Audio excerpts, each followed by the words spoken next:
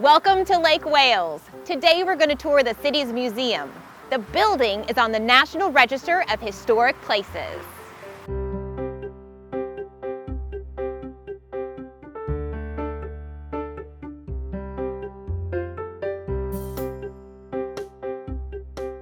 The Lake Wales Museum showcases hundreds of years of history, and we have artifacts and photographs and documents all about the history of Lake Wales, how it was founded, the pioneers that got it started, and then kind of all about the industry that came to this whole area. There's three main industries. It's really important: citrus, turpentine, and cattle, and you still see a lot of citrus and cattle in this area. The museum is housed in a 1928 train station that was converted to the museum in 1976. So where we are right now is in one of the first exhibit rooms of the museum, and I'm standing in front of the original ticket window that was part of the train station. So it's kind of a cool thing that you can come in here and actually see the way it was originally as a train station, but then you can also get all this really wonderful historical information in the exhibits as well. And what you're going to do is walk through the first three rooms are all the historical exhibits, as I was talking about Lake Wales. Then in our last room, which was the original freight room, we have different exhibits that change throughout the year, so you're always going to see something new and different in there. And then if you go out the back double doors, you're going to see our train cars, and you can go inside the caboose. So today I'm showing you the Seaboard Airline Railroad caboose.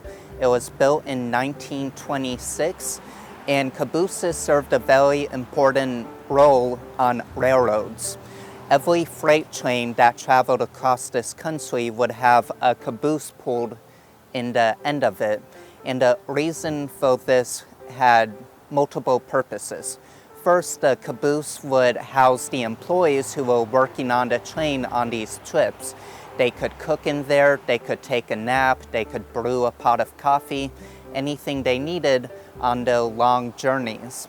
Also, if you have a railroad or a train traveling on the railroad pulling a couple dozen or maybe even 50 to 100 cars, the person driving the locomotive would have no idea what's happening in the back of the train. So the railroad would have an employee stationed at the top of the caboose called the cupola. And from the cupola windows, the railroad employee could overlook the entire train and keep an eye on making sure nothing is getting damaged, catching on fire, or making sure none of the cars got disconnected. And these cabooses were used from about the 1860s until 1986, when they were discontinued because technology had caught up enough to make them obsolete. We have the caboose set up how we believe it looked originally. Those 4 bunks that the railroad employees could sit on or take a nap. There's a cast iron stove. There's the original water containers in case they were thirsty. And of course, they can climb into the cupola and look out the view of the windows. This caboose is open and you can walk through it anytime the museum is open, Tuesday through Saturday, 9 to 5.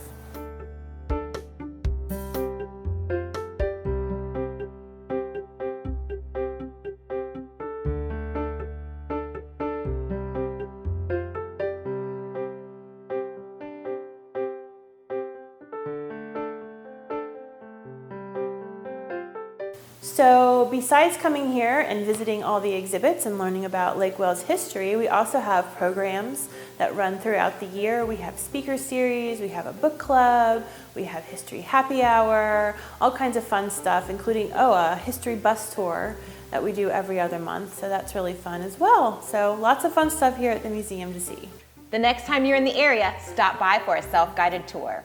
The Lake Wales Museum is open Tuesday through Saturday, and admission is always free. To get more information about current events, visit their website or go to Facebook to find out what's going on in their exhibit section.